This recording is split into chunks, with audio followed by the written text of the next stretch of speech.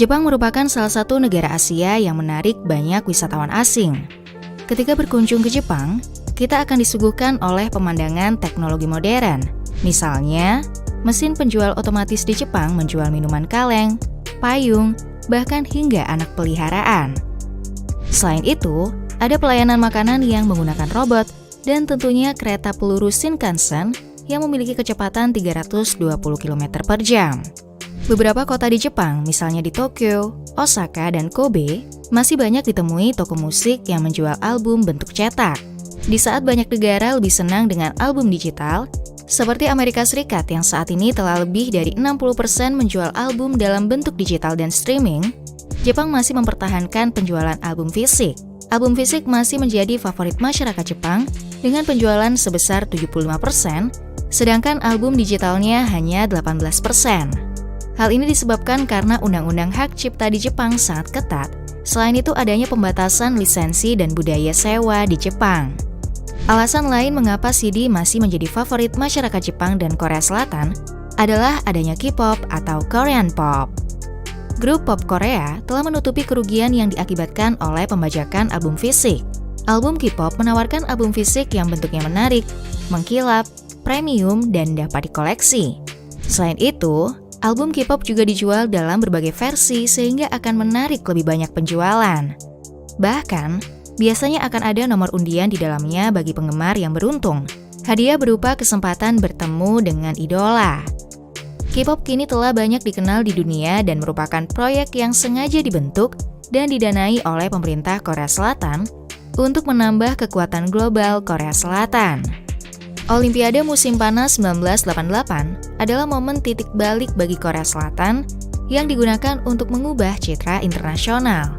Saat itu undang-undang sensor dan monopoli jaringan televisi mulai dilonggarkan untuk menumbuhkan seniman-seniman baru. Pada tahun 1992, Institut Kebudayaan dan Pariwisata Korea Selatan mencari pasar luar negeri baru. Alih-alih menunggu momen, hiburan Korea langsung menggait dan menciptakan pasar internasionalnya. Institut Kebudayaan menerjemahkan drama populer berjudul What is Love ke dalam bahasa Kanton dan dikirim ke konsulat Korea di Hong Kong. Kemudian drama tersebut ditawarkan gratis untuk ditayangkan di televisi lokal. Beberapa saat kemudian, Hong Kong disusul oleh negara tetangga seperti Guangzhou, Jepang, Vietnam, Taiwan, dan Tiongkok meminta lebih banyak hiburan Korea. Media menyebut penyebaran budaya massal ini dengan Hallyu atau Korean Wave. Titik balik berikutnya pada 1997, setelah krisis keuangan Asia. Saat itu industri manufaktur di Asia Tenggara dan Asia Selatan mengalami kerugian besar. Sebagai tanggapan, Presiden Korea Kim Dae-jung beralih ke sektor hiburan. Ia menyewa perusahaan PR untuk menciptakan citra nasional baru. Akibatnya, anggaran budaya naik sebanyak 600%. Presiden Kim juga membentuk Kementerian Kebudayaan baru. Korean Wave kedua menuai ledakan baru pada 2012 saat lagu Gangnam Style oleh PSY mendunia. Masyarakat menjadi mencari tahu lebih banyak mengenai Korea Selatan setelah itu. Tidak ada yang memprediksi keberhasilan Gangnam Style, tetapi kebangkitan hiburan Korea dalam berbagai bentuk tidak dapat dihindari. K-pop direkayasa oleh preferensi konsumen, di mana sebagian besar musisi berlatih dengan alat seadanya, dan jika tekun dan memang jalannya sebagai musisi, mudah akan ditemukan oleh label rekaman. Di sisi lain, K-pop menggunakan cara lain untuk mendapatkan musisi. Terdapat beberapa label besar di Korea Selatan, antara lain SM, YG, JYP, dan Big Hit Entertainment. Perusahaan label di Korea Selatan menciptakan dan membentuk setiap aspek grup mereka. Hal pertama yang dilakukan adalah membuka rekrutmen. Perusahaan akan mencari sekumpulan kepribadian yang berbeda namun kohesif untuk menarik banyak penggemar tanpa adanya konflik internal dalam grup. Beberapa label mengubah rekrutmen menjadi kompetisi di televisi yang dinilai lebih ideal untuk menggait penggemar loyal dan mendramatisasi kepribadian. Pada tahun 2012, lebih dari 2 juta orang Korea mencoba peruntungan diri melalui kompetisi Superstar K. Sementara itu perusahaan lain merekrut talent berdasarkan kualitas penampilan dan komponen lain dibentuk melalui pelatihan atau training. Bintang potensial biasanya berusia 11 tahun dan akan mengikuti trainee selama 5-10 tahun. Peserta trainee akan diberikan pelatihan koreografi, bahasa, vokal, dan musik. Dari sekian banyak peserta, hanya sekitar 10% yang dapat debut menjadi idol K-pop.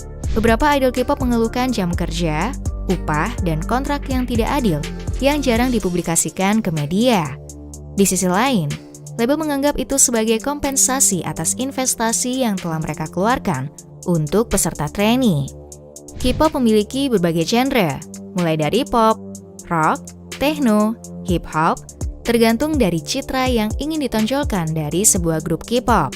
Strategi K-pop untuk mendunia adalah dengan membuat nama grup yang mudah diingat, contohnya EXO, Twice, BTS. Strategi umum lainnya, setiap anggota grup K-pop pasti akan memiliki anggota yang berasal dari luar negeri, seperti Thailand, Tiongkok, Taiwan, ataupun Jepang. Lagu dan video musiknya akan diproduksi ke dalam beberapa bahasa. Selain menguntungkan, fokus internasional ini memberikan Seoul sesuatu yang berharga meskipun tidak berwujud. Kekuatan lunak ini tidak dapat diukur secara tepat. Ia menceritakan kisah suatu negara dengan cara yang tidak dapat dilakukan oleh tank atau pabrik sebanyak apapun. K-pop sangat politis karena melukiskan citra nasional yang begitu hidup. Bahkan grup K-pop Red Velvet dapat tampil di depan Kim Jong-un di Korea Utara. Secara terpisah, pada tahun 2016, Amerika Serikat mengirimkan sistem pertahanan ke Korea Selatan terhadap kemungkinan rudal Korea Utara yang disebut Terminal High Altitude Area Defense atau THAAD. Setelah itu, produk-produk Korea Selatan mulai ditarik di Tiongkok. Meski tidak pernah melarang secara resmi dan frontal, pemerintah Tiongkok mulai melarang K-pop masuk ke Tiongkok.